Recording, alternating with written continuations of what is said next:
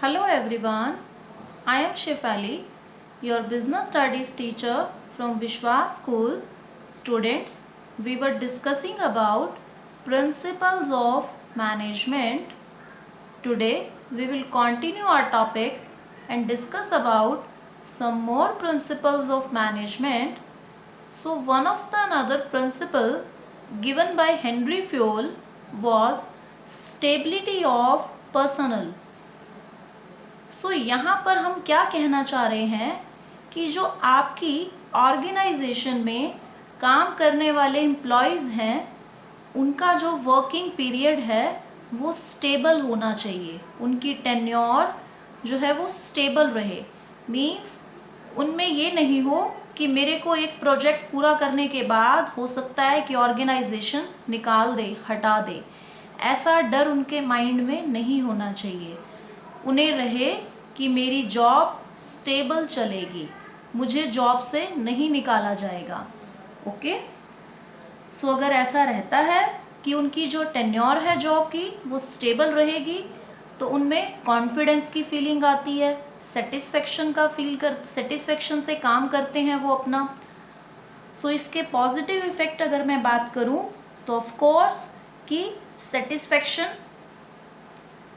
उसके अलावा क्या कह सकते हो आप कि कॉन्फिडेंस आता है उनमें, क्योंकि कोई काम कॉन्फिडेंस से तब करता है जब उसको ये श्योरिटी हो कि इस काम में मैं बना रहूँगा, मुझे इस जॉब से निकाला नहीं जाएगा। उसके अलावा अगर आपके लिए भी अच्छा नहीं है ना एज अ ऑर्गेनाइजेशन कि अगर आपके एम्प्लॉयज़ चेंज होते रहेंगे तो आपको बार बार उन्हें ट्रेनिंग देनी पड़ेगी, बार बार उन्हें जो है वो सिखाना पड़ेगा काम करने का तरीका, तो आपकी जो ट्रेनिंग कॉस्ट है वो भी क्या हो जाती है, रिड्यूस। अगर आपके जो एम्प्लॉयज़ हैं वो स्टेबल रहते हैं, चेंज नहीं करते हैं वो बार बार कंपनी या ऑर्गेनाइजेशन को।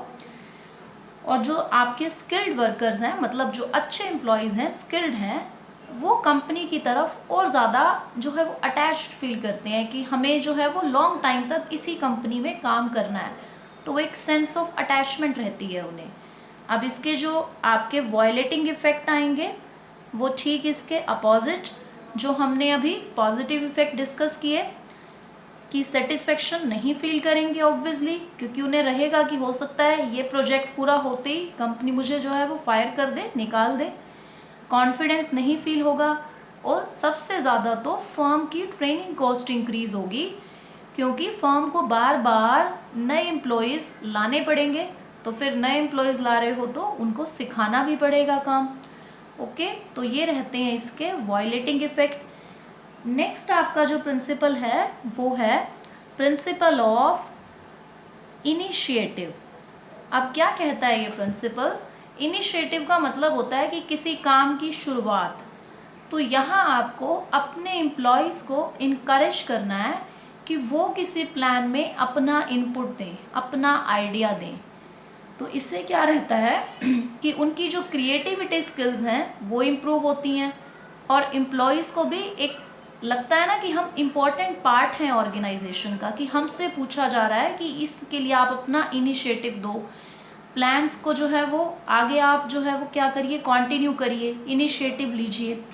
सो इससे जो है वो एम्प्लॉयज़ कॉन्फिडेंट फील करते हैं, अटैच्ड फील करते हैं ऑर्गेनाइजेशन के साथ, कॉपरेशन के साथ काम करते हैं। सो बहुत अच्छे इफ़ेक्ट आते हैं इसके इनिशिएटिव। अगर हम हमारे एम्प्लॉयज़ को बोलते हैं कि आप इनिशिएटिव लें किसी भी प्लान में या किसी भी प्रोजेक्ट में, जो भी काम चल रहा है हमारी ऑर्गेनाइजेशन में, तो इसके पॉजिटिव इफ़ेक्ट तो ये हैं सब। और अगर आप इसे करते हैं वायलेट तो इसके वायलेटिंग इफ़ेक्ट क्या रहेंगे, इसके अपोजिट, कि एम्प्लॉयज़ की जो क्रिएटिविटी है उसमें रिडक्शन आता है, क्योंकि जब आप उन्हें कोई काम करने के लिए इनकरेज ही नहीं करेंगे तो उनकी थिंकिंग स्किल्स, क्रिएटिविटी जो है वो अपने आप ही डाउन हो जाएगी, क्योंकि वो यूज़ ही नहीं कर रहे हैं अपने माइंड का। बस उन्हें तो रोबोटिक सिस्टम से जैसा कह दिया बस वैसा का वैसा काम हो रहा है ऑर्गेनाइजेशन में। नॉन कॉपरेशन का एटमॉस्फेयर बनेगा, क्योंकि आप उनसे जो है वो कुछ करवाना ही नहीं चाह रहे हैं, नया उनका इनपुट ही नहीं ले रहे हैं, तो वो कॉपरेट भी क्यों करेंगे आपको एम्प्लॉयज़। ओके, तो ये सब रहते हैं इसके नेगेटिव इफ़ेक्ट्स, या कह सकती हूँ मैं वायलेटिंग इफ़ेक्ट। नेक्स्ट आपका जो प्रिंसिपल है वो है स्पिरिट द कॉर्प्स। अब ये जो वर्ड हैं ये इंग्लिश लैंग्वेज के नहीं है, इनका मीनिंग होता है यूनिटी इज स्ट्रेंथ। अब यहाँ पर आपको ये कहा जा रहा है कि जो आपकी ऑर्गेनाइजेशन है वहाँ पर जो काम करने वाले लोग हैं, either it is workers, employees और मैनेजर्स, उनके बीच में यूनिटी होनी चाहिए। मीन्स टीम स्पिरिट से काम करने का डिज़ायर होना चाहिए।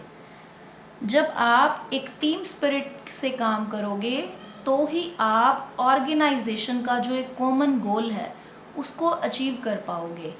सो यहाँ कहा जाता है कि जो मैनेजर है जब भी वो कम्युनिकेट करे अपने एम्प्लॉयज़ के साथ या उन्हें एड्रेस करे, मीन्स उनसे बात करे, तो वो ये ना कहे कि मैं ये काम करने वाला हूँ या मैंने ऐसा सोचा है, वो कहे कि हम करेंगे ये, वी विल डू इट।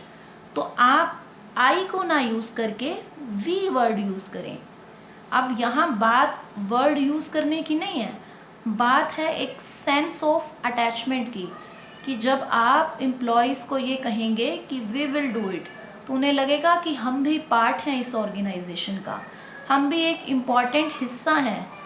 सो वो काम को जो है वो पूरी डेडिकेशन के साथ करेंगे, क्योंकि जब एक एम्प्लॉय खुद को कंपनी का एक इम्पॉर्टेंट पार्ट समझने लग जाता है तो वो अपना 100% से भी ज़्यादा देने की कोशिश करता है कि अब मुझे जो है वो सिर्फ कंपनी के लिए नहीं, अपने लिए भी काम करना है, क्योंकि मैं इस कंपनी का एक इम्पॉर्टेंट हिस्सा हूँ।